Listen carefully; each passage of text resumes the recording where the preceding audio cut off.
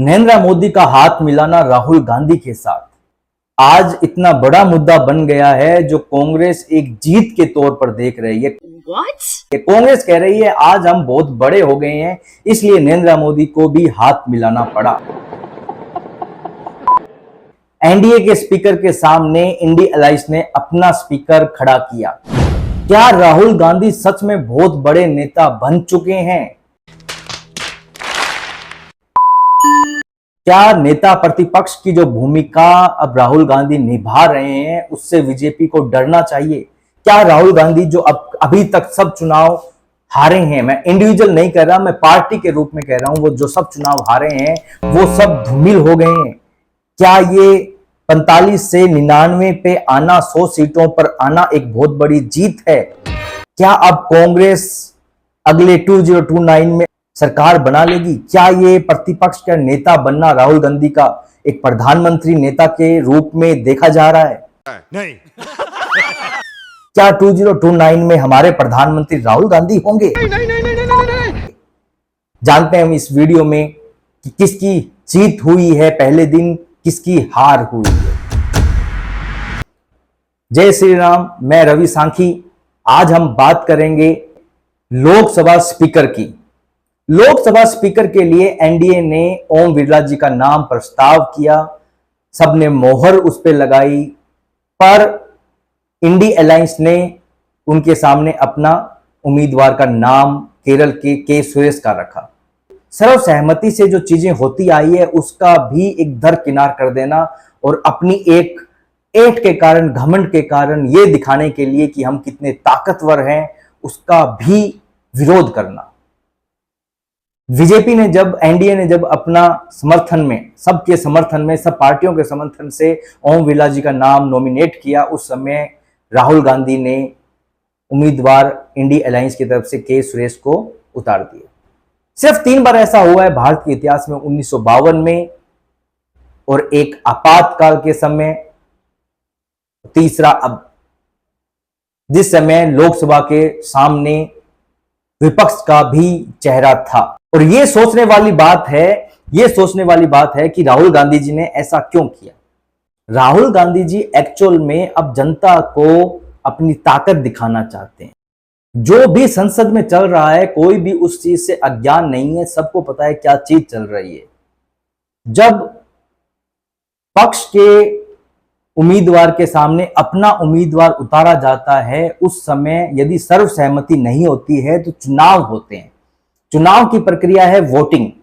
Vote से ही हार और जीत का फैसला होता है। सबको पता है बीजेपी के पास में पूर्ण बहुमत नहीं है, पर एनडीए के पास में पूर्ण बहुमत है। बीजेपी 240 में है और एनडीए पूर्ण बहुमत से ज्यादा है। तो राहुल गांधी ये दिखाना चाहते हैं कि एनडीए, बीजेपी के पास पूर्ण बहुमत नहीं है, इसलिए हमारी ताकत बढ़ चुकी है। ये ताकत 45 से 100 की हुई है। पूरा कुंबा एक होने के बाद में 230-35 तक ही जुड़ पाए, तो भी अकेली बीजेपी की ताकत उनसे ज्यादा है। पर फिर भी आज के दौर में, आज के दिनों में हम देखेंगे तो एक माहौल ऐसा बनाया जा रहा है जैसे बीजेपी हार गई है, जैसे नरेंद्र मोदी जी हार गए हैं, सरकार कांग्रेस की बन गई है। इस तरीके से एक बिल्डअप बनाया जा रहा है। उसी तरीके से नेता, लोकसभा अध्यक्ष, लोकसभा स्पीकर के सामने विपक्ष का उम्मीदवार खड़ा होना भी कहीं न कहीं विपक्ष ये दिखाना चाहती है कि हमारी ताकत देखिए।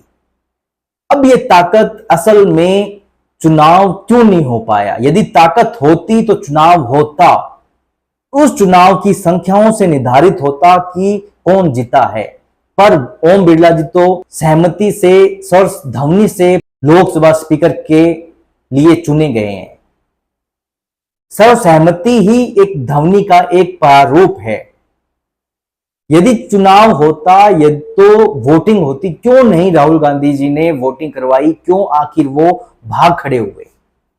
भाग खड़े हुए मैं इसलिए शब्द का यूज कर रहा हूं क्योंकि जिस तरीके से उन्होंने एनडीए के लोकसभा अध्यक्ष स्पीकर के सामने अपना इंडी अलायंस का स्पीकर रखा, तो चुनाव क्यों नहीं करवाया? क्यों भाग गए? देखिए, इसके कुछ कारण हैं। कारण ये है कि पहला कारण ये कि बीजेपी को, जनता को ये दिखाना कि हमारी ताकत देखिए, हम एकजुट हैं। दूसरा, कहने में और करने में अंतर होता है। यदि चुनाव हो जाता, यदि वोटिंग हो जाती, तो बीजेपी ने स्पष्ट तौर पे कह दिया था कि जितनी हमारी संख्या है हम उससे ज्यादा लेके आएंगे। मतलब बीजेपी के पास में अभी 293 बहुमत है, 303 सदस्य हैं, तो वो उससे ज्यादा लेके आएंगे, बीजेपी ने कह दिया था।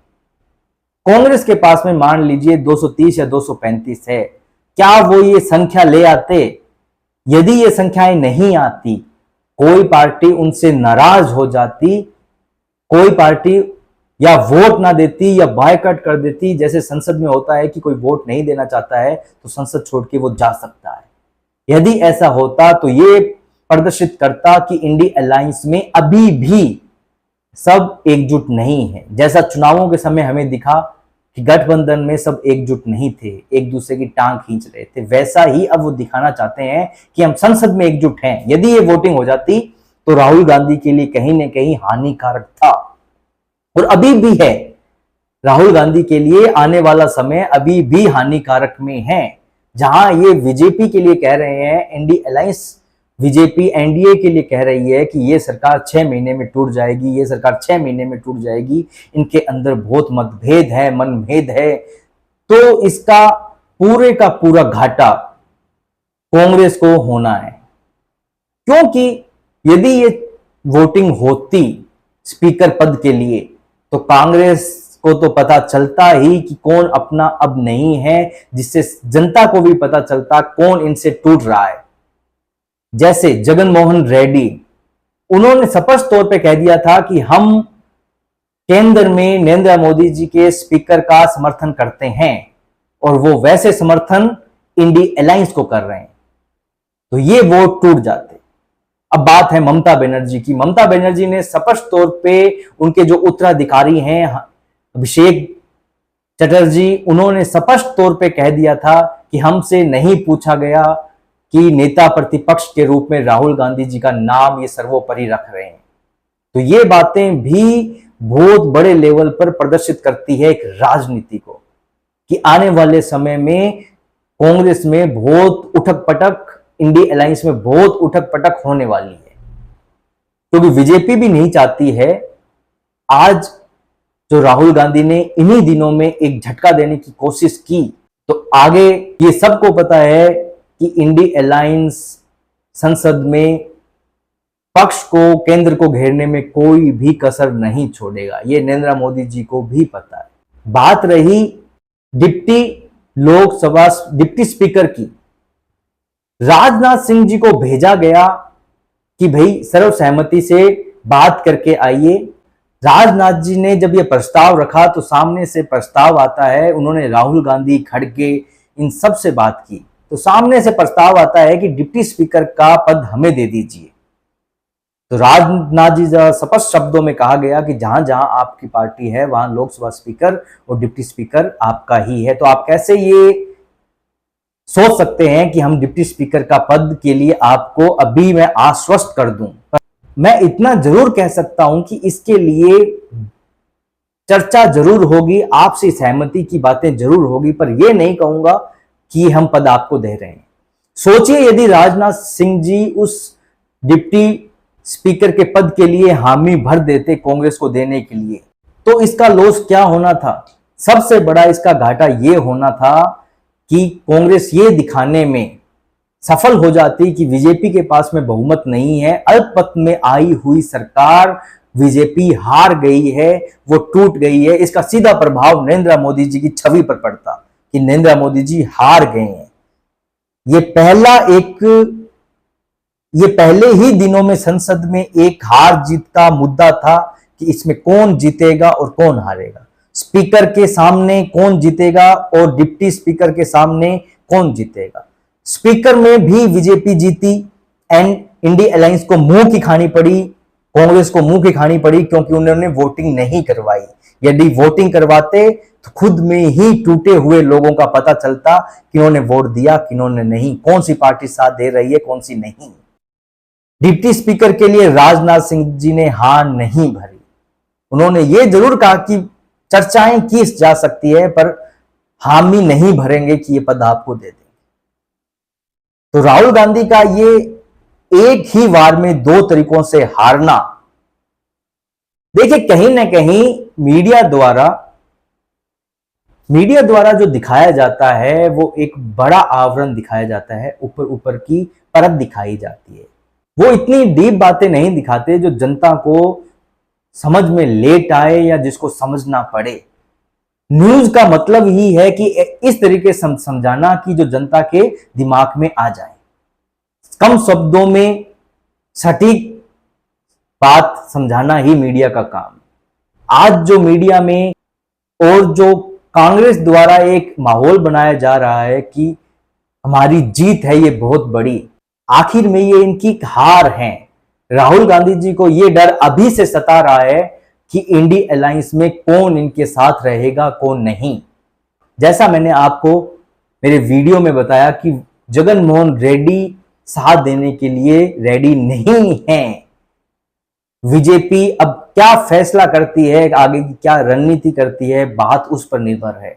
ममता बनर्जी के सुर भी आने वाले समय के लिए बदल चुके हैं और नरेंद्र मोदी जी को खुद को पता है कि जब तक हम बीजेपी पूर्ण बहुमत में नहीं रहेगी तब तक कुछ भी हो सकता है, कोई भी दल मुंह फुला सकता है और नरेंद्र मोदी जी नहीं चाहते ऐसा भविष्य में हो।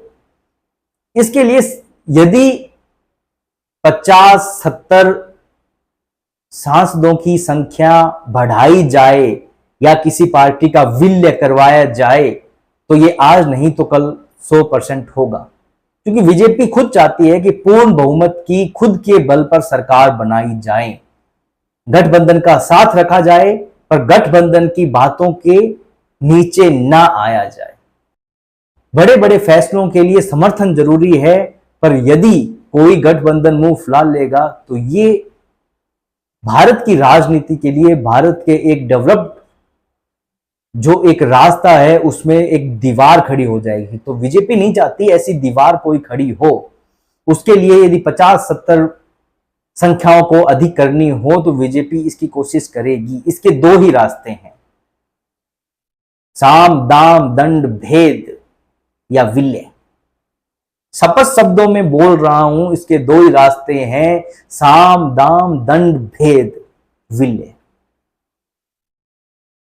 और ये आने वाले दिनों में मुझे लगता है जरूर देखने को मिलेगा। तो आज का मुद्दा हम यहीं समाप्त करते हैं, कल मिलेंगे किसी नए मुद्दे के साथ। जय श्री राम।